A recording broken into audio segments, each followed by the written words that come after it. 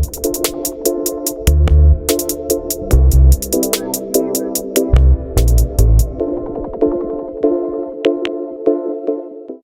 back to another week of the Fantasy Fanatics Podcast. I'm your host of Everything NHL, Nathan, and we're here with our hockey expert, James Kumar. Hey, what's up, man? So this week for Everything NHL, we're going to recap the games for April 28th, which is today as of this recording. We'll go over an early look of the NHL playoffs, and then we'll preview Friday's games. All right, sounds good. Let's get into it. All right. Let's start off with Tampa Bay versus Columbus, a 5-2 upset by Columbus. So pretty impressive by the Blue Jackets. We have Jakub Voracek for Columbus in the first, and in the second we have Nikita Kucherov for Tampa Bay and Cole Sillinger for Columbus. And in the third period we have Jack Roslovic, Oliver Bjorkstrand, and Andrew Peak for Columbus, with Corey Perry with another goal for Tampa Bay. And what are your thoughts? Honestly, Tampa Bay, they're probably just like chilling right about now. Like they didn't even start Andrei Vasilevsky in this game. They already have their playoff spot locked up. This is more like Columbus, like some of their younger players playing for jobs next year. As you could see, Andrew Peak scored a goal. He's trying to sort of set the tone there. So I wouldn't overreact to this loss for Tampa Bay. They're more focused on the playoffs at this point. All right. And I guess we can move on to a game that I think just ended. We have Calgary versus Minnesota, and Minnesota was able to clutch this game out in overtime 3-2. No goals in the first period. Johnny Gaudreau for the Flames in the second period, and Jonas Brody for Minnesota in the second. In the third period, we have Frederick Gaudreau for Minnesota and Elias Lindholm for Calgary, and Kirill Kaprizov was able to clutch the game out in overtime for Minnesota. So what are your thoughts? Yeah, both of these teams, they already have playoff spots locked up. They didn't have a lot to play for, but they both brought their A games from the looks of it. They played really well, really tight game overall. Of course, Kirill Kaprizov, he's already at 46 goals, which is pretty insane. He's going to get close to 50 this year, obviously. And yeah, both teams, they look pretty solid going into the playoffs. Of course, Calgary wins their division. Minnesota looks like they're going to be facing St. Louis in the first round. I think that matchup might already be confirmed. So, yeah, both of these two teams, they're looking pretty solid, and they're looking like they're going to be solid in the playoffs as well. Sure. And moving on to another potential solid playoff team, we have the Hurricanes beating New Jersey 6-3. So really impressive by the Hurricanes. We have Ethan Bear, Martin Leaches, and Jesperi Kotkaniemi for Carolina, and Fabian Zetterlund for New Jersey in the first period. And in the second period, we have Tulo Teravainen for Carolina. And in the third period, we have Stephen Lawrence and Jordan Martinique for Carolina, with Jesper Bratt and Jimmy Vesey getting a goal each for New Jersey. And what are your thoughts on this game? Yeah, this is a solid win for Carolina, considering they already have their division locked up. They rested a bunch of players in this game, and they still came out with a huge win. So it speaks to the depth that this team has heading into the playoffs. Yeah, hopefully they will be able to have a good run once they get there. And then, yeah, as for New Jersey, yeah, just playing out the final stretch of the season. You got a lot of younger guys in the lineup. You got some of these guys trying to prove themselves. Of course, like Foote, Nathan Bastian, Zetterlund, obviously, like different guys in the lineup and that aren't normally there. And there's definitely trying to make an impression for them. And then for the Hurricanes, it's sort of like a tune-up game for them heading into the playoffs. For sure. And so moving on to the next game, we have a 4-goal shutout by the Panthers against the Ottawa Senators. So really impressive by Florida. We have Sam Reinhart in the first period for Florida, no goals in the second period, and in the third period we have Sam Bennett with a goal and Carter Verhaeghe with 2 for Florida. And what are your thoughts on this game? Yeah, I think Florida rested a lot of players as well, considering some of the injuries that popped up in their last game. So the fact that they just dominated Ottawa, even with like not their full team, is like pretty impressive. I don't know like what I can say about Ottawa at this point. They're not really playing for anything. They kind of got dominated pretty badly in this game. Yeah, they're just pretty much looking ahead to next year. But like for Florida, yeah, this team, they look deep. They look motivated to win in the playoffs this year. Sure. And speaking of another team that's motivated for the playoffs, we have Boston with a 5-goal shutout against Buffalo. No goals in the first period. Patrice Bergeron with 2 goals for Boston. And in the third period, we have Patrice Bergeron with a 3rd goal for Boston. And David Pastrnak and Taylor Hall were able to get a goal each as well. And what are your thoughts on this game? Yeah, Boston, they're still, playing all their players. They're trying to catch up to that 3rd spot in the Atlantic Division. It'll definitely change the seedings heading into the playoffs. So we'll definitely see. I guess if they win their next game and Tampa Bay loses it, then they'll kind of switch spots. But as of right now, Tampa Bay sitting there. So yeah, good win for Boston. They pretty much dominated. Linus Ullmark, he got a shutout against his former team in Buffalo. Yeah, not much else to say. I guess Buffalo just didn't have their A game in this one. Boston, they're determined to get the win. Sure. And moving on to the next game, we have really surprising upset. The Islanders were able to beat the Capitals 5-1, so that's really impressive by the Islanders. Brock Nelson and Anders Lee for the Islanders in the first. No goals in the second, but in the third we have Jean-Gabriel Pageau, Kyle Palmieri, and Josh Bailey for the Islanders in the third, with Axel Johnson Fialbi for Washington in the third. And what are your thoughts on this game? Yeah, I mean, Washington, they've already clinched their playoff spot. They're kind of just playing out their final stretch of games. Obviously, Alex Ovechkin, he did get injured this week, so he wasn't in the lineup. So yeah, the Islanders are kind of just playing for pride at this point, and they got a pretty solid win. I think it's back-to-back wins they now have against Washington.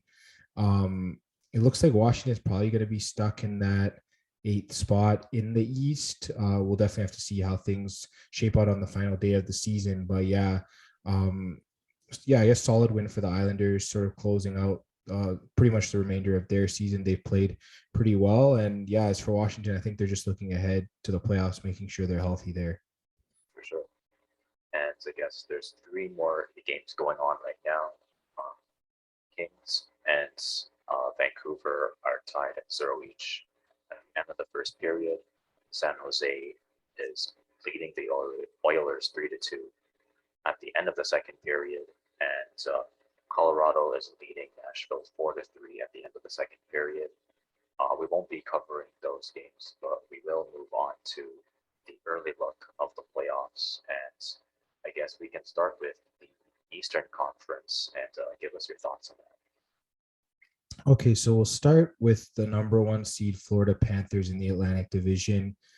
They have the most points in the East, so they'll be matching up against the 8th seeded team, so the second wildcard team, and that's the Washington Capitals right now as we speak. Obviously, Pittsburgh could drop down into that spot. It is possible based on the amount of points that they have. But yeah, right now it looks like it's going to be Washington. I guess an early look at that series. It looks like Florida, they're going to be healthy for the most part. The only person I am concerned about is Aaron Ekblad, but apparently they did say that he's going to be back for the playoffs, which is going to be important for Florida heading in there. They need their number 1 defenseman. Washington, they're looking to get Alex Ovechkin back. Apparently the shoulder injury is not serious. So both teams, they're missing a top player. If they can get them back, it's going to be a really hard fought series. Yeah, who has the edge here? Probably Florida, but they haven't won a playoff series since '96. I know people bring that up all the time. Yeah, they just haven't done well in the playoffs. So, and we know Washington, they sort of have that like Stanley Cup pedigree. They won the cup like 4 years ago. So pretty recent still. They've lost a little bit of depth, but I think they could probably at least take a couple games off of Florida, maybe even upset. I think maybe Florida wins in 6. I don't know. What are your thoughts if that's the matchup? I feel like the Capitals, they aren't the same Capitals as they used to be, so I feel like it could possibly see a win from Florida. I mean, they're looking really hot right now, but I feel like it should go to 6 or 7 games as well. And I guess moving on to Toronto versus Tampa Bay, what are your thoughts on that? Yeah, so this is the projected matchup. Obviously, Tampa Bay losing and Boston winning. There is the chance for Boston to get in there, but I think Tampa Bay should be able to hold on to that spot. We'll definitely have to see. But yeah, Toronto, I don't remember the last time Toronto has played Tampa Bay in the playoffs, if ever. So this is going to be a unique matchup, a new matchup. Of course, defending Stanley Cup champions against a team that has not won a playoff series since 2004 in Toronto. So yeah, it's pretty much two teams on different ends of the spectrum. Obviously, they split the season series, so this series is going to be as tight as it gets. It's probably going to go 6 or 7, most likely. If it goes to game 7, Toronto will be at home, so there is a chance for them to potentially sort of snap that winless streak that they've had going in the playoffs. But yeah, it's really tough to pick against Tampa Bay right now. Like honestly, for me, um, I can't pick against them until they lose a playoff series. They haven't lost a playoff series in like 2 years, so I'll probably lean towards Tampa, but I think it'll definitely be a 7-game series for me. Sure. I'm thinking probably 6 or 7 games as well. Toronto, they looked really good in the regular season, but the question for the Leafs is always, can they get it done in the playoffs? Tampa Bay, they're a pretty storied team at this point, um, winning multiple Stanley Cup championships. So I feel like um, we've seen the Leafs in a kind of similar situation against Boston. In my heart, I would want the Leafs to win, but I feel like you got to go with the Lightning.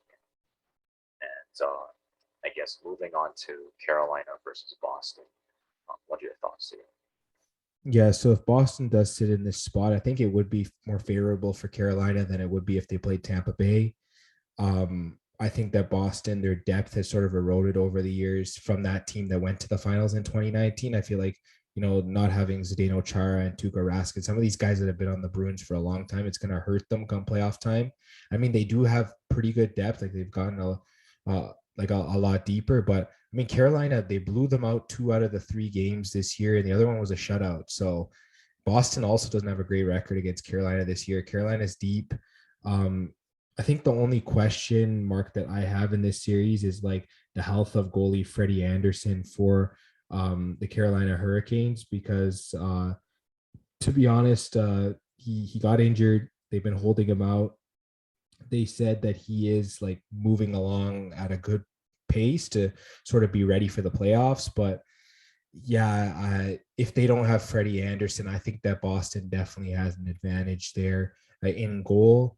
And I mean, yeah, like whether it's Jeremy Swayman or Linus Olmark for Boston in the playoffs, they're both pretty decent borderline starting goalies compared to whether it's Antti Ranta or whoever they have at third string. So okay, if Freddie Anderson's playing, which he probably will, I'll give it to Carolina, maybe like 5 or 6 games. And if not, I think maybe this drags to like 7. Maybe Boston gets the upset. I guess. What are your thoughts?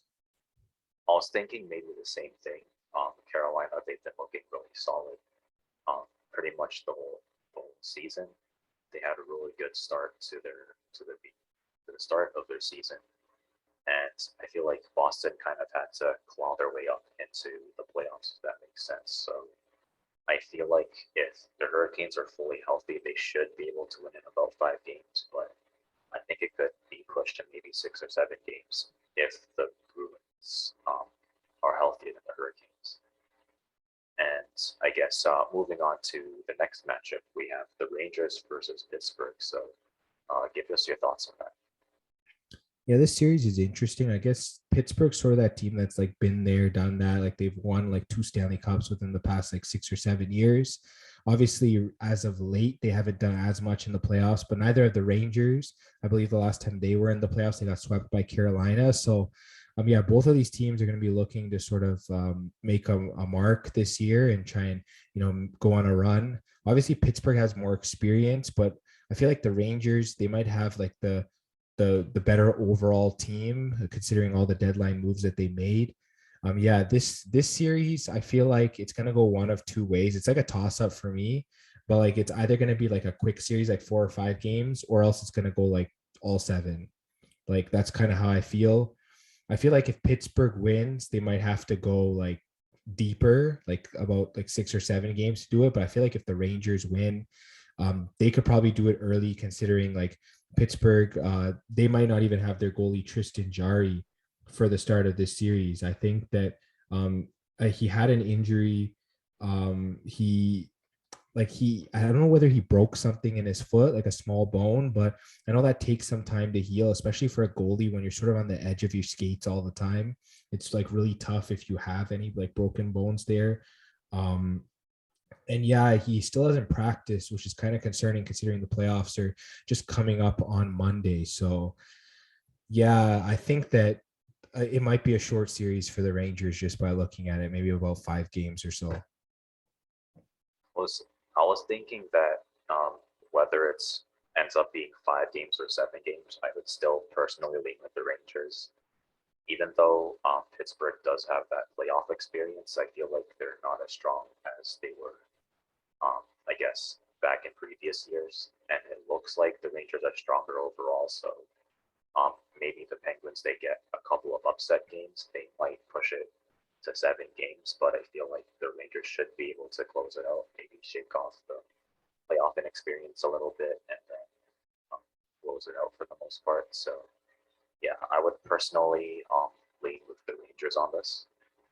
And I guess that's about it for the Eastern Conference. So we'll move on to the Western Conference, and we'll start with Calgary versus Dallas. And what are your thoughts on this game? Yeah, so Calgary, they finished first in the Pacific Division, but they're the second seeded team overall. So they play the 7th seed, which is the number 1 wildcard team in Dallas. This is as we speak. Obviously, things could change because these spots are not currently locked. Based off of Friday's games, we'll find out the exact standings. But let's just say they are playing Dallas. I think both teams play that like similar like styles, like tight hockey.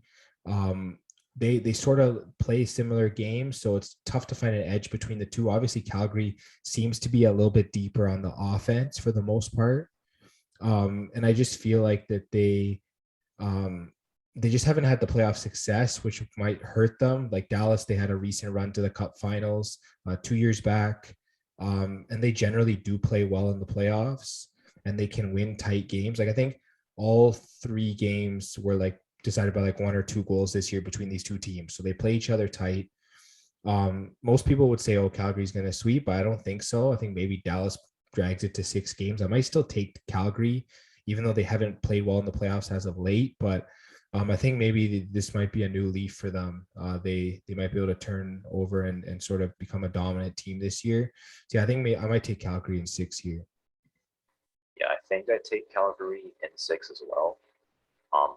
Dallas, like you said, they do have playoff experience, but I feel like they've been a little bit shaky in the past couple of years. Obviously, they didn't have the best luck in the past couple of years, so that kind of contributed to that. But I think that Calgary looks more solid than the Stars do. They've been a lot more consistent. I think they both had some win streaks and losing streaks, but I feel like Calgary streaks have gone on for a lot longer.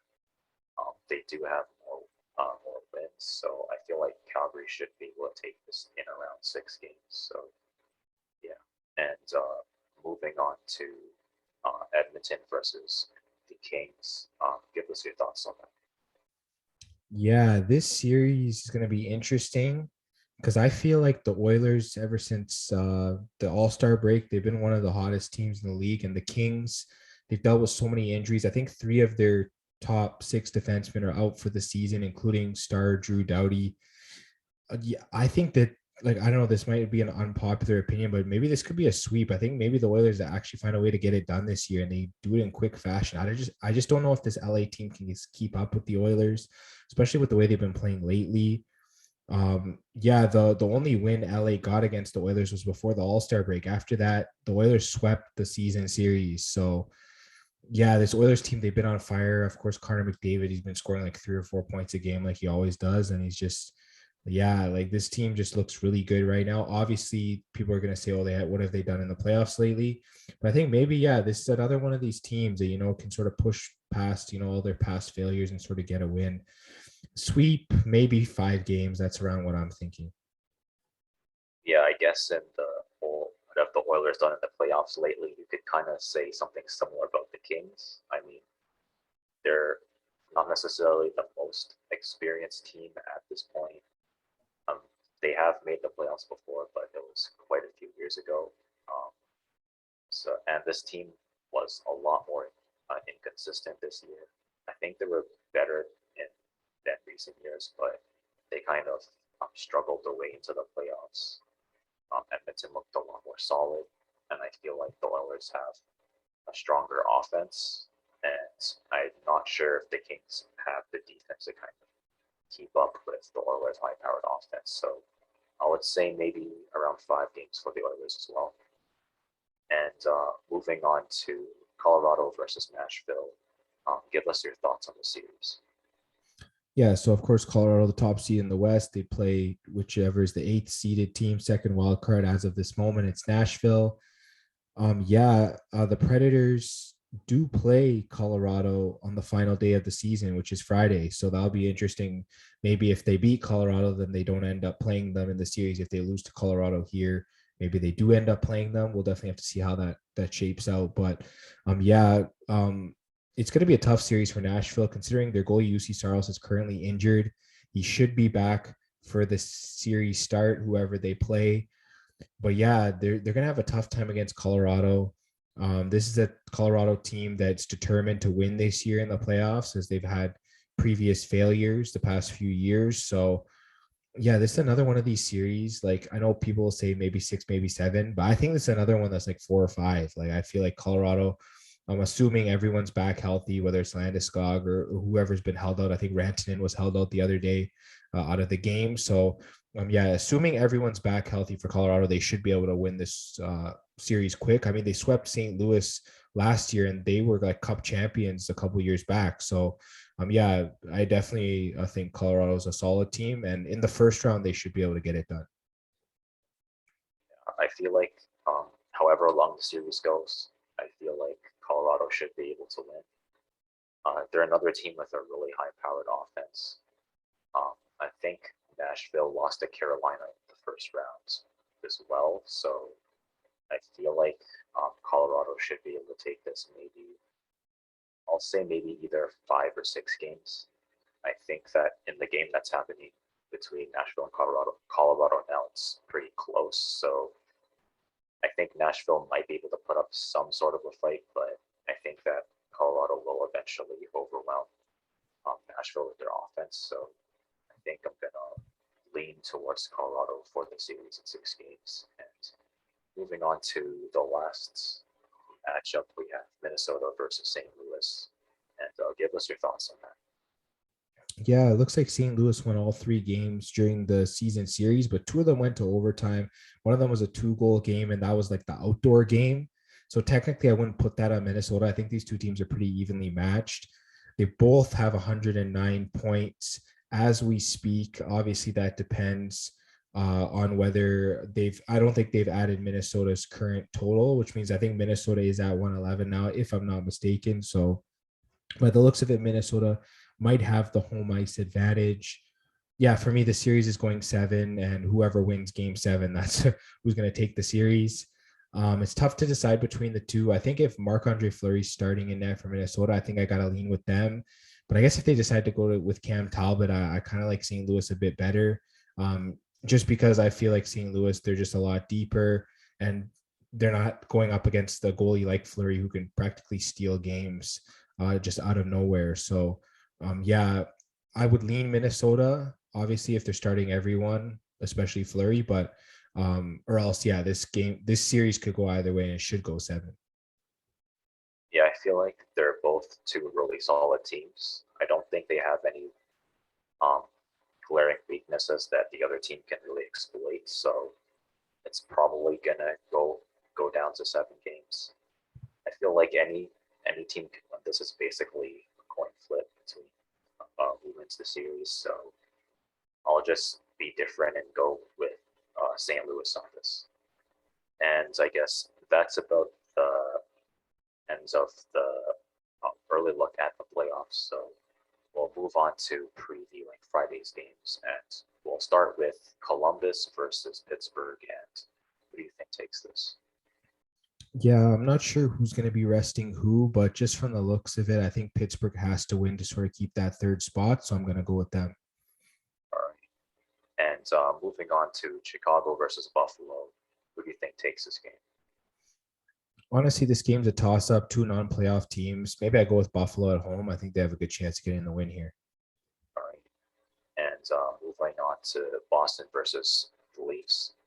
Do you think the Leafs can get a win? Well, if the Leafs don't want to play Boston in the first round, they need to get a win. So, yeah, if you lose to Boston, you're probably playing them in the first round. So, I think the Leafs they should be able to get a win. Boston's coming off a back-to-back. They might be a little bit tired. This is the perfect chance for the Leafs to get the win here. All right. And moving on to Florida versus the Canadiens. I guess Florida's going to get a win here. Well, I would expect them to get a win here, but considering how well they played, they might rest even more guys. So I will lean with Florida, but I guess we'll definitely have to find out, I guess, who's playing and whatnot. All right. And moving on to Detroit versus New Jersey. Who do you think takes this game? Oh, this is going to be tough. I might lean with Detroit just because New Jersey's coming off of back-to-back where they pretty much, yeah, I think I would lean with Detroit here. Yeah, let me go with Detroit here. All right. And moving on to Washington versus the Rangers. Who do you think is going to take this game? Honestly, this game can kind of go either way just because like both teams might be resting players. I might lean with the Rangers just because they're at home, just because Washington's coming off of a back-to-back. But Washington is trying to get that third spot still. It's tough, but yeah, I am going to go with the Rangers. All right. And moving on to Ottawa versus Philadelphia. Who do you think is going to take this game? Yeah, another battle between two non-playoff teams. Ottawa, I don't know what was going on in their previous game, but Philly has looked a bit better, so I might lean with them. All right. And moving on to Tampa Bay versus the Islanders. Who do you think is going to take this? I think Tampa Bay will definitely play a lot better this game, considering Boston's on their heels for that third spot. So I think you'll definitely see Tampa Bay try and win this game for sure. All right. And moving on to Vegas versus St. Louis. Who do you think takes this game? I'd probably lean with St. Louis just because Vegas, they're eliminated now. They don't really have a lot to play for. They might be, pulling some of their guys out that might be partially injured or whatever. And I think St. Louis might just be a tune-up game for them. So I might go with the Blues. All right. And moving on to Colorado versus Minnesota. Who do you think takes this game? Yeah, this is actually a good matchup. This potential round 2 preview if both teams get through. Both teams also played Thursday night. They're probably going to be resting a lot of starters. Yeah, this is tough to pick between these two. Maybe I might lean Minnesota just because they're at home. But yeah, this game could go either way. All right. And moving on to Calgary versus the Jets. Who do you think takes this game? Yeah, honestly, this one can go either way as well. I don't know. Maybe I just go with the Jets just because they're at home. Calgary's coming off of a back-to-back. Yeah, maybe I lean with the Jets. They've been playing better recently. I know that they sort of slipped out of playoff contention, but yeah, okay, I'll go with them. All right. And moving on to the Ducks versus the Stars. Who do you think takes this game? Yeah, this is must-win territory for Dallas if they want to sort of be the number 1 wildcard team in that 7th spot in the West. So it's must-win. I think Dallas definitely knows that, so I'm going to go with them. All right. And moving on to Vancouver versus Edmonton. Who do you think takes this game? Yeah, this is interesting. I don't know how many players the Oilers are going to be resting. But yeah, I probably going to have to lean with the Oilers. They've just been playing so well regardless of who's in the lineup. So yeah, I'll take Edmonton. All right. And moving on to San Jose versus Seattle. Who do you think takes this game?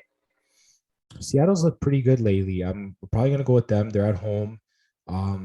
Yeah, they've looked solid. They've brought some young players into their lineup, and yeah, I like what they're doing. So I'll go Seattle. All right. And moving on to Nashville versus Arizona. Can we expect to win from Nashville? Yeah, I definitely expect to win from Nashville, considering that this is must-win territory for them as well if they don't want to play Colorado. So, yeah, I'll go with Nashville there. All right. And that's about the end of everything NHL. Do you have any final thoughts? Yeah, honestly, playoffs going to be exciting. We sort of previewed what the potential matchups are. We'll definitely see what the real matchups are on the next episode. And yeah, playoff hockey is one of the most exciting things, and I can't wait. And I mean, one side note, I guess, if you're sort of asking, which team should I pick from if I'm doing like a fantasy playoff pool or something, my best strategy for that is just pick players from different teams, because if you stack your team off of one team and then they go out in the first round, then you're pretty much banking on one or two players to try and win your league. So there's been a lot of playoff upsets. I think 5 of the first round matchups last year were won by lower seeds. So there's always lots of upsets in the playoffs. If you're drafting a fantasy roster for the playoffs, just spread out, maybe draft 1 or 2 players from each team and sort of balance out your roster that way. Then when you go deep into the playoffs, you'll still have guys playing when some of the teams in your bracket, they won't have anyone left. For sure. And I guess for me, it's going to be really exciting to see teams that haven't really um, made it past the first round in a while. For example, like teams like Calgary, teams like Florida. It's going to be really exciting, or even the Rangers will be exciting to see how far they're able to take their run this year. Yeah, fingers crossed the Leafs will do something this year, whether they play Tampa or Boston. Hopefully that they can sort of get past all their failures from previous years. It'll definitely be nice to see. Yeah, it's been a long ride for the Leafs, so hopefully they're able to kind of stick around for a little bit longer. And that's about the end of everything NHL. So we're going to hand it to you for big time basketball. All right, sounds good. We'll start with big time basketball. We'll take a look at some of the scores of some of the playoff games going on Thursday night. We'll look at some of the series and see what's going on there as well. We'll start with the first game here, and we might as well just go straight to that series because it's over. The Philadelphia 76ers beat the Toronto Raptors by a huge score, 132-97. An absolute dominance from this Philly team. Embiid led the Sixers with 33 points. Chris Boucher had 25 for the Raptors. And then you had Tobias Harris leading the Sixers with 11 rebounds and Chris Boucher leading the Raptors with 10. So he had a pretty solid game for them. Then James Harden, 15 assists to lead the Sixers, while Pascal Siakam had 7 to lead the Raptors. You're a Raptors fan. Of course, the Raptors go out in 6 on this series. Give me your thoughts on this game. Give me your thoughts on the series overall. I guess my thoughts on this game, I wasn't expecting the lead to be this big. I was thinking maybe the Raptors had a chance to kind of make it to game 7 at least.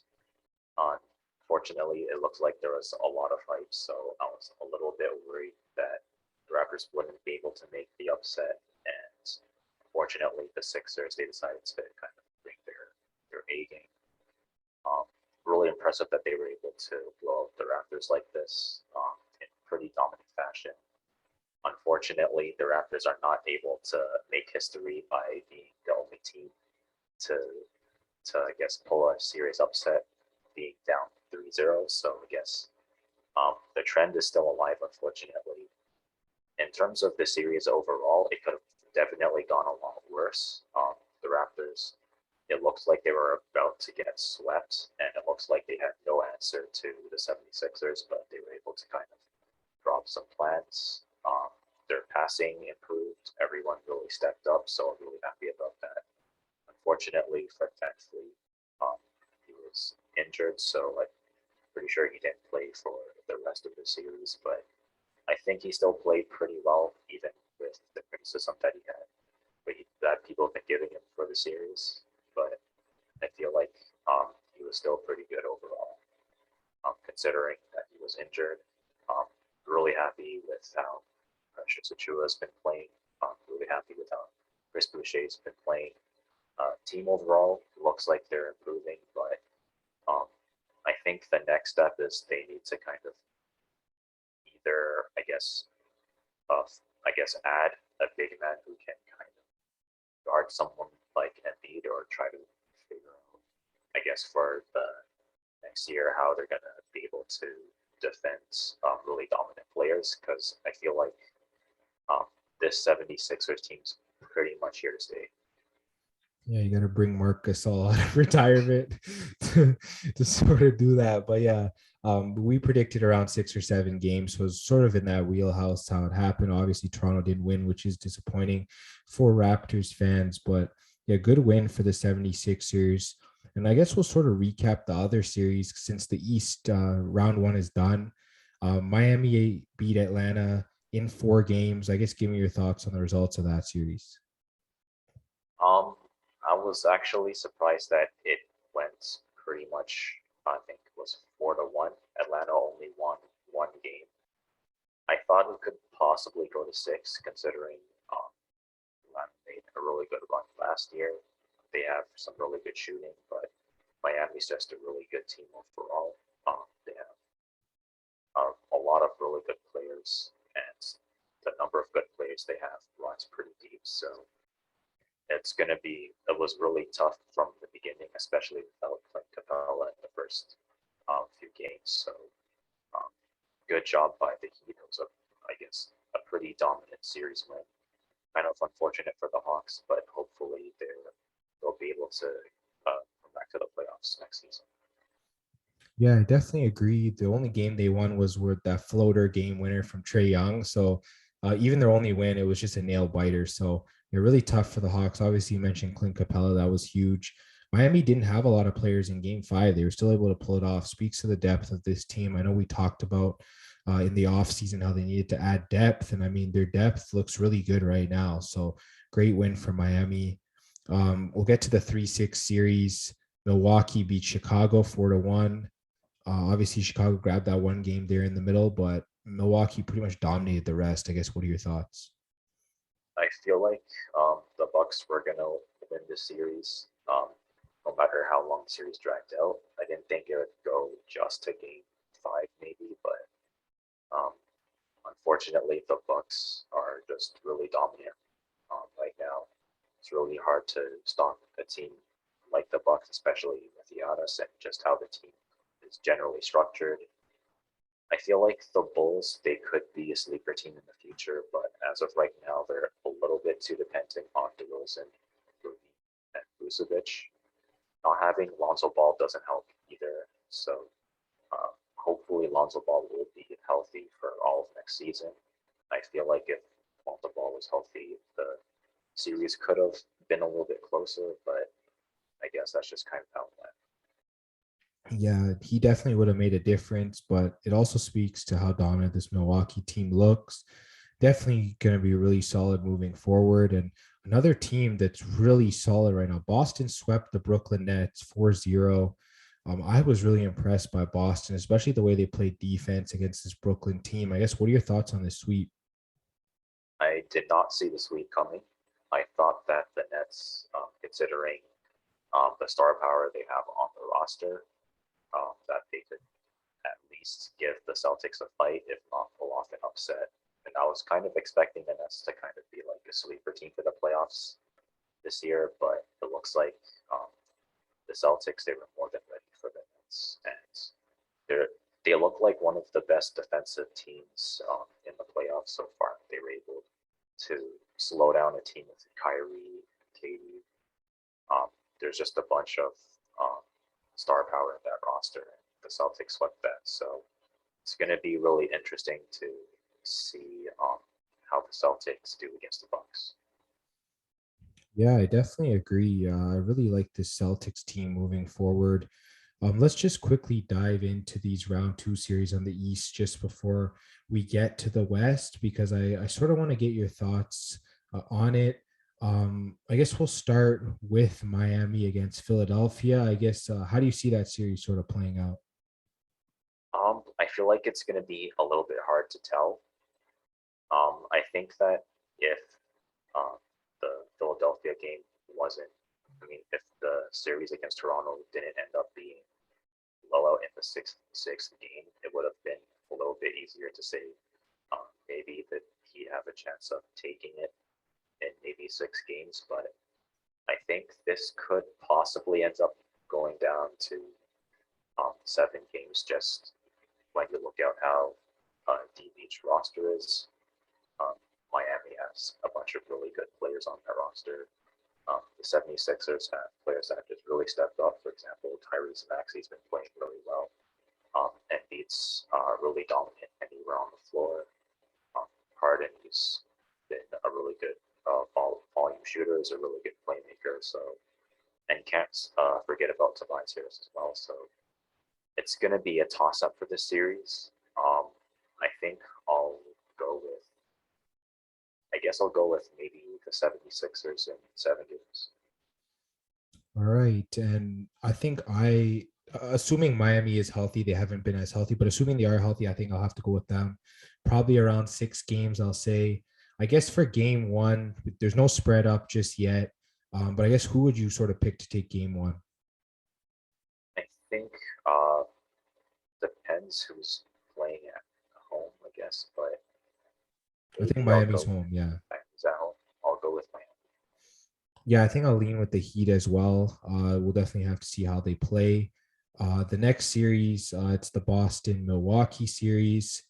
I'm just all over Boston this year. I like them to win. I like them to win in 7 games.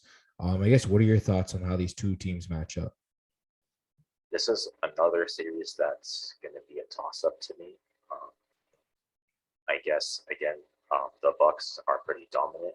The question is going to be, how do the Celtics stop Giannis, basically? Well, not just Giannis, but just this team overall. But I think the Celtics, they do have the defense for that. They have a bunch of players who, in each position who can defend really well. So I feel like Boston could possibly make an upset here, maybe in 7 games.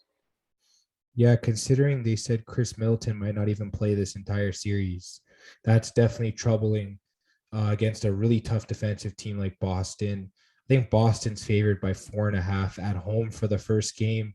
I don't know if I take them on the spread. I like them to win. Maybe you take the Bucks at plus 4.5. I guess, what are your thoughts? I think that for now, the Bucks are still a defending champs, so you gotta put a little bit of respect on them. So they should be able to give the Celtics a fight for sure. So I think the Bucks should be able to cover 4.5. All right, and I guess we'll move now to the West.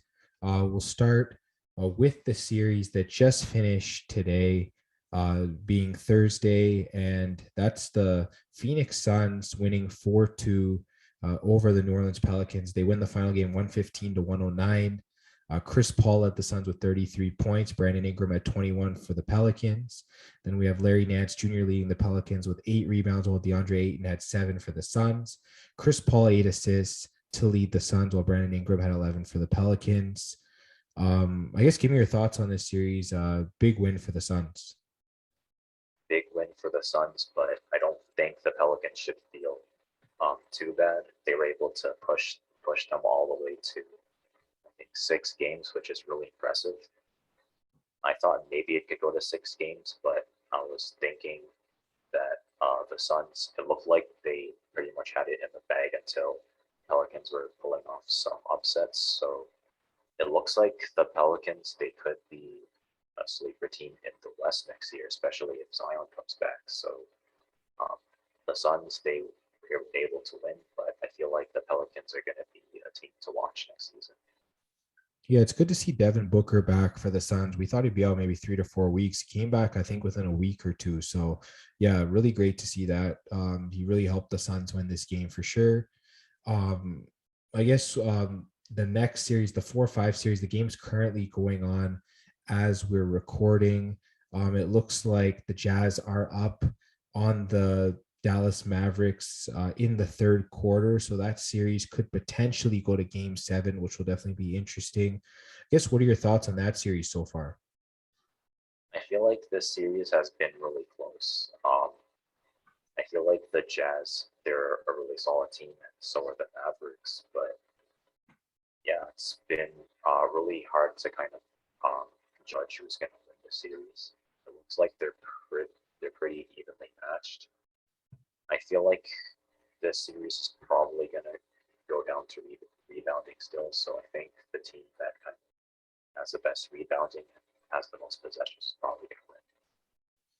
Yeah, it's definitely going to go down to the wire for sure, especially if Utah does win game 6 and then it'll potentially go to a game 7. Definitely going to be exciting to see. And then we'll talk about the other two series. The first one is finished. The third seed Golden State Warriors beating the 6th seed Denver Nuggets 4-1. Um, it was pretty much dominance from Golden State for most of these games. I guess, what are your thoughts on that? Yeah, it was kind of unfortunate. At least the Nuggets, they were able to get one win, but it looks like the Warriors are back. They have a really strong roster again.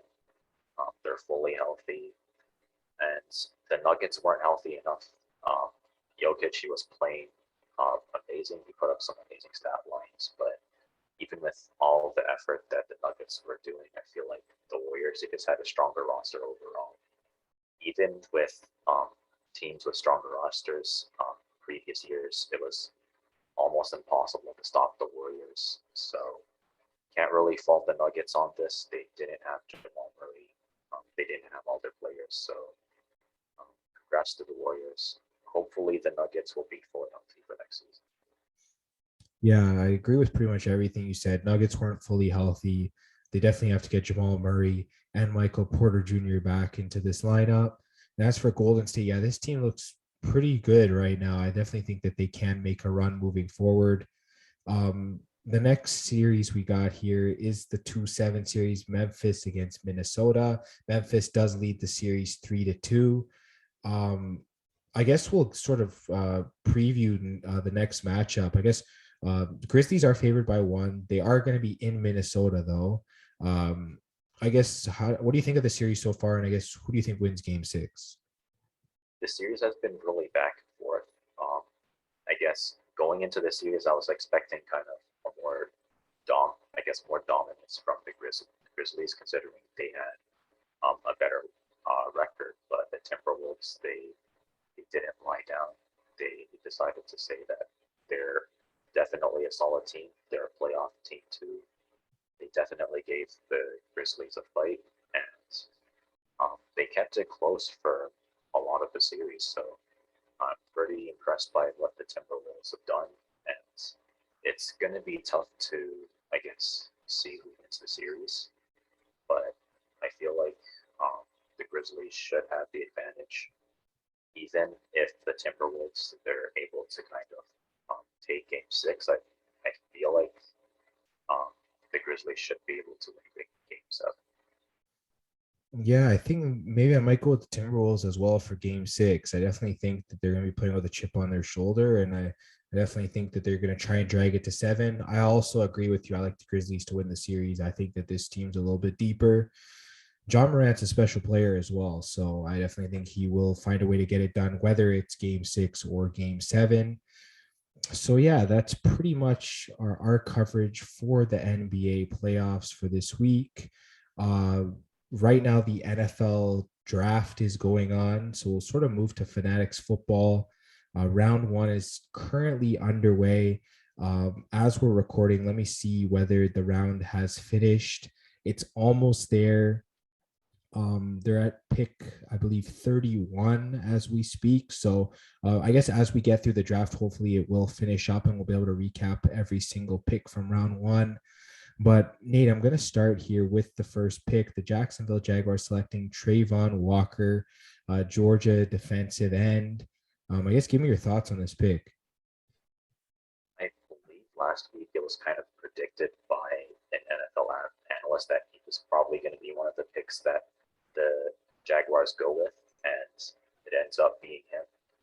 I think he is a good pick, you got to go kind of with the best available lineman. They had to go with a lineman either way. It was either going to be an offensive lineman or a defensive lineman. So kind of like Trayvon Walker overall. Yeah, for sure. I think they feel like his ceiling is really high. So I think they definitely went with him. He played with solid defense in Georgia as well. So I think great pick for them. Detroit Lions take Aiden Hutchinson, defensive end from Michigan. Obviously, Michigan really close to where Detroit plays. So same state. Definitely going to be a hometown type guy. I really like this pick. He seems to be the best overall athlete in this draft. I guess give me your thoughts. Yeah, I guess Aiden Hutchinson isn't going to have to either drive or fly too far to get to Detroit. So at least there's some sort of convenience there. I think this Detroit's kind of in a similar position where they could kind of make a lot of moves, but I feel like kind of similar to the Jaguars, going with alignment's probably going to be most important early rounds. Yeah, for sure. And getting to pick 3 from the Texans, this is an interesting one. Corner Derek Stingley Jr. from LSU is the player they take, but he goes ahead of Sauce Gardner, who goes to the Jets at 4. Obviously, Sauce Gardner is projected to be the number 1 corner, but Stingley Jr. goes ahead of him. I guess give me your thoughts on these 2 picks, both for Houston and for the New York Jets. I kind of like them. I feel like for Houston, he kind of just got to draft anybody. So going with the defense first, you don't really have to worry about defense afterwards. They could have gone for a lineman, I feel like, but you could go with defense as well. And I kind of also like Sauce Gardner for the Jets. So the Jets are going to have even better defense this season. So I don't like these 2 picks.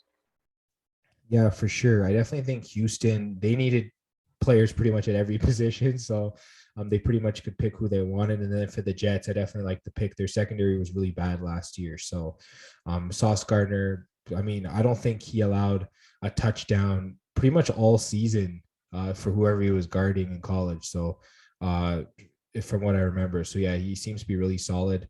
The Giants are picking at 5. They select Oregon edge rusher Kayvon Thibodeau. He seems like he's this like a really high-end prospect that sort of has an amazing ceiling, and he seems pretty unstoppable. I guess what are your thoughts on this pick? Yeah, I feel like can't really go wrong with an edge rusher. That's going to definitely put some pressure on the other team's pocket.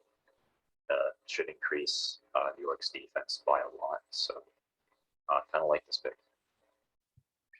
For sure. And I definitely think it's a really solid pick as well. Another solid pick is Iki Kwanu to the Carolina Panthers at 6, NC State offensive tackle. And I mean, yeah, he was at times projected to potentially go first overall, and he sort of falls to 6, and they sort of get the best offensive tackle in the draft from what people are saying. I mean, I really like this pick. Carolina's offensive line was really bad last year. I guess what are your thoughts? Yeah, I feel like drafting a lineman instead of a skill position was going to be a lot more important, especially at this point of the draft. Carolina already has Christian McCaffrey. They already have a young quarterback, so I don't feel like drafting any of that would be useful. They could have maybe drafted a wide receiver, but at the same time, if your line isn't that good, the quarterback's not going to have enough time in the pocket to throw anyways, so might as well just go with offensive tackle first. Yeah, and I mean the Giants did the same thing at 7. They take offensive tackle from Alabama, Evan Neal. So they pair Kayvon Thibodeau and Evan Neal. Those are 2 solid picks in the first round. I mean, I'm impressed with what the Giants have done. I guess give me your thoughts. I like this as well. I guess same thing with the Carolina Panthers. New York already has Saquon Barkley. They do have Daniel Jones. I guess some people aren't really too happy with how Daniel Jones has been turning out, but at the same time, drafting a quarterback now is not necessarily a good idea. You could go with wide receivers, but at the same time, you should probably increase the time in the pocket first. So I guess going with an offensive tackle, I think, is the best bet. For sure. And we get to pick number 8. The Atlanta Falcons take wide receiver Drake London from USC. He seems like a pretty big receiver. He's got great length, leaping ability. They pair him with Kyle Pitts there on the offense. It's going to be two guys that are going to be tough to guard. I really like this pick considering they don't have Calvin Ridley this year and they lost Julio Jones last year. I definitely think they're heading in the right direction. I guess, what are your thoughts? Yeah, I kind of like it. The Falcons, they're generally a pass-heavy team, so they're probably thinking about drafting skill positions first. So I guess they decide to go with a wide receiver, and I guess hopefully it works out. Yeah, for sure. And we'll get to pick 9, Seattle Seahawks. They're another team that struggled stopping the pass rush. So they draft offensive tackle from Mississippi State, Charles Cross. We've known how bad the Seahawks offensive line has been for years. Is pretty much just fill in for them, and I like it. What are your thoughts? Yeah, I like it as well.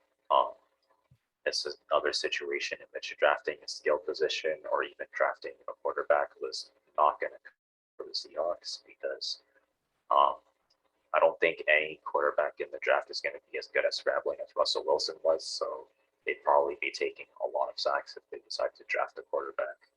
If they decided to draft a running back, they probably wouldn't be able to move the line as far just because of how much help the line needs. So drafting a lineman is definitely the way to go. For sure. And we'll get to the Jets at 10. They pick again. This time they take wide receiver from Ohio State, Garrett Wilson. And I like what they did. They got Sauce Gardner as a corner, and then you get a wide receiver in Garrett Wilson. You address the offense and the defense. Giants did the same thing, drafting a lineman on both sides of the ball, and then now two skilled players from both sides of the ball for the Jets. What are your thoughts? I kind of like it. Addresses both their offense and their defense, so it'll be interesting to see how it turns out. I agree. And we'll get to pick 11. It was supposed to be the Washington Commanders, but they make a trade with the New Orleans Saints. Let me just pull up what that trade was here. So New Orleans moves up to pick 11. Washington receives pick 16 as well as picks 98 and 120.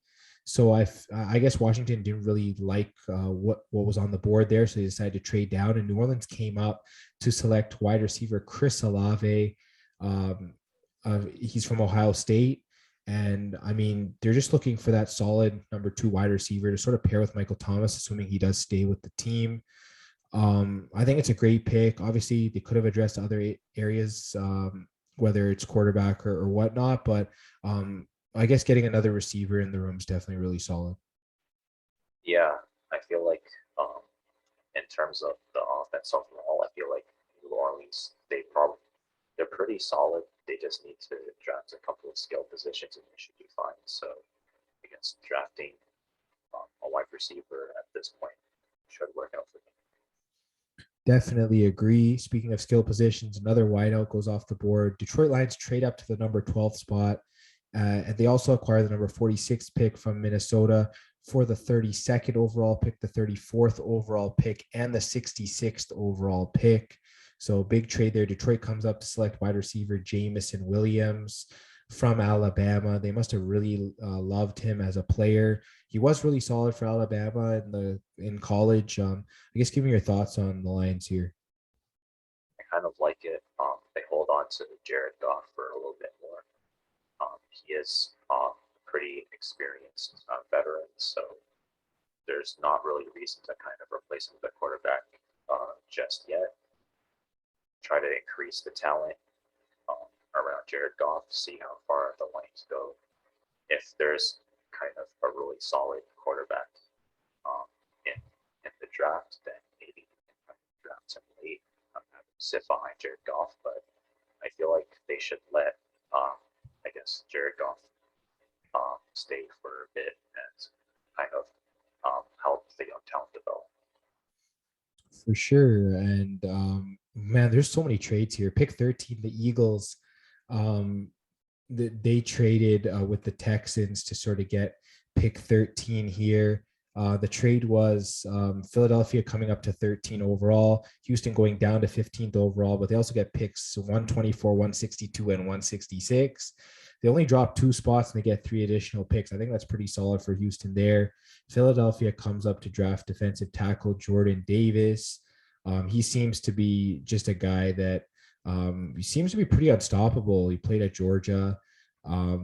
Yeah, and he can eliminate the other team's run game. He seems like a one-man show there on the defensive line. So great trade there, especially if the Eagles really believe in him. I guess, what are your thoughts? Yeah, I guess this could kind of make the line even scarier to play against. I know the Eagles, they already had a lineman who was really good at pass rushing, so now you put a lineman who's really good at stopping the run, and he's as fast as almost as fast as skill position players. So that's really impressive, especially for a lineman of his size. So the Eagles, they're gonna have a really scary line this year. Definitely agree. The Ravens were at pick 14 and they select Kyle Hamilton, safety from Notre Dame. Obviously, they were so banged up in their secondary this year. This almost seemed like a pick that needed to happen. Yeah, for sure. It was really hard for them to kind of stop the other team and give the offense kind of a chance to generate some momentum. So drafting a side safety is definitely going to help. For sure. And this was the trade where Houston traded down. They took Kenyon Green, offensive lineman from Texas A&M. So I guess they decided to take Derek Stingley early and then end up getting an offensive lineman later on. I guess, what are your thoughts? I guess it kind of works out. They get a lineman to kind of improve their offense, and then they get, I guess, a corner to improve their defense. So yeah, it should be able to work. For sure. And Washington, when they traded down to pick 16, they drafted Jahan Dotson, Penn State wide receiver. Yeah, it's great that they got another wide receiver there to sort of pair with Terry McLaurin, sort of give Carson Wentz some weapons there. I guess, what are your thoughts? I kind of like it as well. Try to generate as many weapons around Carson Wentz as possible, and hopefully the Washington Commanders will have the best chance to succeed. For sure. And we'll get to pick 17. I know we talked about the Chargers drafting an offensive lineman to protect Justin Herbert, and they did. They took Zion Johnson from Boston College. I guess, what are your thoughts? I like the pick. They didn't have to draft a skill position. I feel like in terms of skill positions, the Chargers are fine. They have everyone they need for the most part. Um, they already have Justin Herbert, so they don't need to draft a quarterback. So just protect Justin Herbert. I think that's their first priority. For sure. And then we got another trade here. Tennessee Titans trading up. It looks like that, yeah, they traded wide receiver AJ Brown. This is huge. He wanted a new contract. He's most likely going to receive it now that he's been traded to the Eagles. Philadelphia gets AJ Brown, and Tennessee receives 2 draft picks, the 18th overall pick and the 101st overall pick. With this pick, they end up selecting a wide receiver to replace him, and that's Treylon Burks from Arkansas. He's a big body playmaker, pretty similar, I guess, to AJ Brown in a sense. He's a much cheaper option too, being on a rookie deal. So I guess, what are your thoughts with this pick? I guess the Titans, they're thinking about it from a money's perspective. They don't really want to pay that much money for AJ Brown, so they trade him to the Eagles. So obviously the Eagles are going to take that. I'm not sure if it's going to work. I mean, Treylon Burks, he is really talented. Maybe in the next couple of years, he could develop into a player that's comparable to AJ Brown. But I feel like for the first couple of years, it might be a bit of an adjustment period for the Titans. For sure. I mean, they got all that money invested in Derrick Henry, so they kind of had to pick and choose. Is it Derrick Henry or is it AJ Brown? So, yeah, they ended up trading AJ Brown. Treylon Burks looks like he's going to be pretty solid as well. So we'll definitely have to see. Of course, the Saints are picking at 19. They draft Trevor Penning, Northern Iowa offensive tackle. It's pretty much just adding more depth on the line. I guess, what are your thoughts? Yeah, I kind of like it. Just kind of increases the depth on the line. And if the line is deep, it should be able to help out all the other positions as well. For sure. Pick number 20, Pittsburgh Steelers. They take the first quarterback off the board. And ironically, he played for Pittsburgh University, Kenny Pickett. They know him really well. He practices in their building. It almost seems like it could be the perfect fit. I guess, what are your thoughts on this pick for the Steelers? Well, he definitely doesn't have to go far to play for This is Pittsburgh. He another just one. Yeah. has to, well, he just has to take the bus or drive for maybe 45 minutes and he's there. So I guess it's pretty convenient. I guess the Steelers, they decided to go with the quarterback because unfortunately the quarterback last year tragically passed away. So I guess that's why they did what they did. Yeah, of course you're talking about Dwayne Haskins, and yeah, it was going to be probably a competition between Mason Rudolph and Mitch Trubisky after that. So you add a third quarterback there into the mix. I think Kenny Pickett has a chance to take the job. They said he's NFL ready. So you never know if he plays well in training camp. It could be like a Mac Jones, Cam Newton situation where they just feel like the younger guy's ready to go. So definitely have to see about that. And we have another trade here at pick 21. The Chiefs make a trade with the Patriots. They trade up for the number 21 overall pick. The Patriots receive the 29th overall pick as well as picks 94 and 121. The Chiefs with pick 21 select Trent McDuffie, Washington corner. Obviously, they're just replacing a lot of the depth they've lost on their defense. I guess, what are your thoughts? I guess I like the addition of Trent McDuffie. Kansas City, they normally have a good defense every year, but I feel like this year their defense wasn't as good as I guess the season that just ended. Their defense wasn't as good as previous seasons, so I feel like drafting defense is probably going to be their biggest bet. For sure. And we get to pick 22, Green Bay. They say that they normally don't draft wide receivers in the first round, and yep, they didn't. They took Georgia linebacker Quay Walker. I guess it's just replacing some of the depth that they've lost on their defense. I kind of like it. I feel like they can get receivers later in the draft. I know people are probably going to complain, oh, Aaron Rodgers is not getting any weapons, but like I think it's still a pretty solid pick. Yeah, I think on paper it should work. Like you said, people are going to complain that Aaron Rodgers isn't getting enough help. So Green Bay is obviously banking that they'll be able to get some solid talent later in the draft. So we'll just have to see if it works out. For sure. And then we get to the Buffalo Bills. Actually, they traded up. This was actually a trade. Let's take a look at what the trade was here. Buffalo trade up to the 23rd overall pick, and then Baltimore trades down to get the 25th pick and also the pick number 130. So Buffalo with trading up, they get corner Khair Elam from Florida. He's a corner. I think they're pretty much just trying to add depth there in their secondary, considering when they lost Trey White, their secondary just got shredded by Kansas City last year. So, yeah, there's just more depth, obviously just filling in that position. I guess, what are your thoughts? Yeah, for sure. Definitely make it harder for other teams to score on them. They'll probably be shutting down defenses even more. So, yeah, I think it's a good addition. For sure. And we get to pick 24, Dallas Cowboys. They take an offensive tackle from Tulsa, Tyler Smith. Yeah, we knew that their offensive line was getting up there in age. They needed to sort of add younger depth. And yeah, I think it's a great pick for Dallas. I guess, give me your thoughts. Yeah, I kind of like it as well. I feel like the line was probably going to be the biggest place to improve.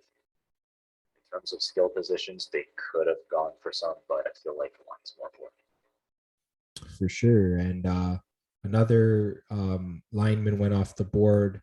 This is the Baltimore pick that they traded down for. Pick 25, Tyler Linderbaum, center from Iowa.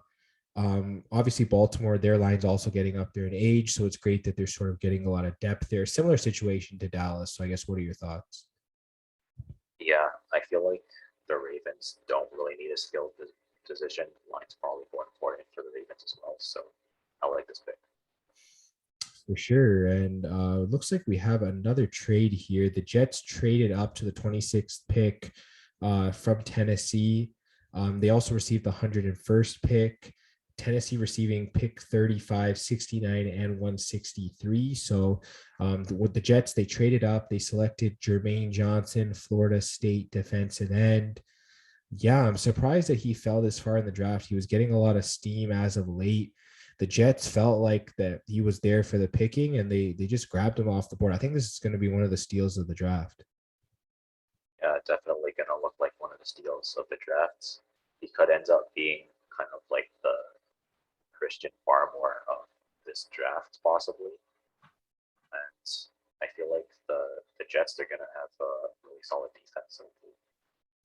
Yeah, I mean, you got Sauce Gardner, you got Jermaine Johnson, and then you draft what's his name? I forgot which wide receiver they took. Garrett Wilson, sorry. Yeah, so they're really stacked coming out of this draft. I really like what the Jets have done. Both them and the Giants, really solid drafts. We moved to pick 27. There was another trade. I don't think the trade was today, though. Yeah, it just says from Buccaneers. So the Jags had this pick previously. They selected Devin Lloyd, Utah linebacker. I think that he's been reported as a really solid player. I think Jacksonville got a really good player. I guess, what are your thoughts? Yeah, I guess they were going for best player available. So I think Devin Lloyd is a really good pick at this position of the draft. I was thinking maybe they could go for some linemen as well to kind of protect their quarterback that they have there. But I think going with Devin Lloyd works as well. For sure. And then we get to pick 28. The Green Bay Packers select Devontae Wyatt from Georgia, the defensive lineman. Yeah, more defense. They're just really stacking up. It looks like Zadarius Smith might not be coming back to Green Bay. So just adding depth there on the line to where they can sort of bring in younger guys to sort of fill in. I like what Green Bay is doing. Like we said, no wide receiver in the first round, but that's what they've done over the years. They haven't taken wide receivers. So I guess, what are your thoughts? I guess Green Bay, they like to go with defense first. It is kind of tough to get really solid against defensive players later in the draft. So that's probably why they usually defense early in the draft and try to go with some wide receivers later. So if they're going for that, then I think Devontae Wyatt is a good pick, but we're just going to have to see who looks at for wide receiver. For sure. And then, of course, the pick 29, where the Patriots traded down, they select guard from Tennessee Chattanooga, Cole Strange. I like this pick. I think the Patriots, they need to keep building that offensive line, just adding more depth. I don't know. Give me your thoughts on this selection. Well, if Bill Belichick said it's a good idea, I think I'll just trust him with that. Yeah, that's all we need to say. Yeah, I definitely agree. We'll get to pick 30. Kansas City selected George Karlaftis, Purdue edge rusher. Yeah, I mean, they just keep adding to their defense. I definitely like what the Chiefs are doing. They know that they have the depth for the most part on the offense. So they're sort of addressing their holes on the defense. I guess, give me your thoughts. Yeah, like I said before, it was harder for Kansas City to kind of stop teams. Not that it was hard, but they weren't as dominant as they were in previous years. So they're looking to go back to being dominant on both sides of the ball. So that's definitely going to be a good addition. For sure. And then we'll get to the Bengals at 31. They take Daxton Hill, Michigan defensive back. We saw how many times Eli Apple got burned in the playoffs last year. So I think they definitely need some depth back there. I guess, what are your thoughts? Yeah, I guess they definitely need some depth on defense. They're probably either going to go for someone on defense or for an offensive lineman to try to protect Joe Burrow. So they picked one of the two of the options, basically. For sure. And the final pick of the draft, of course, the Vikings had traded down for this pick. They select Lewis Sign from Georgia. He's a safety. They just want to get more depth, I guess, on their defense. I guess, give me your thoughts on this final pick from round one. Yeah, I feel like in terms of offense, the Vikings are pretty well-rounded, so they just need to get some players on defense. So I kind of like this pick. For sure. And yeah, this is a crazy round one. Lots of trades. AJ Brown gets traded. I think that's the biggest news that I definitely got out of this. I guess what are your final thoughts from round one? Yeah, this has been a crazy draft so far. I never thought that AJ Brown, of all people, was going to get traded, but I guess when you have to look at your budget, that's kind of what happens. I think my biggest surprise besides that is that no other quarterbacks besides Kenny Pickett were selected in round one. I thought maybe Malik Willis would have gone to at least some team out there, but I guess not. Definitely have to see what round two is going to be looking like to see, which players are sort of near the top of the second round that could take Malik Willis. Maybe a team like the Falcons, maybe teams like some team like that. So we'll definitely have to see about that. But yeah, crazy draft so far, like you said. Um, yeah, round one was so intense. We definitely have to see what the rest of the rounds are going to bring. We'll definitely be recapping the rest of the draft on the next episode. And yeah, that's going to be the end of this episode of the Fantasy Fanatics Podcast. Just check us out on Instagram and Twitter at FanFan Podcast. We've been posting picks for NBA and NHL, so definitely go check those out. This podcast will be on YouTube, Spotify, Apple Podcasts, and Google Podcasts. So just make sure you like, subscribe, share, hit the bell for notifications on YouTube, leave comments, reviews, all that good stuff. And yeah, lots of news going on. NHL playoffs coming up, NBA playoffs currently going on. And yeah, round one of the NFL draft, definitely exciting things going on. And we'll talk to you guys on the next episode.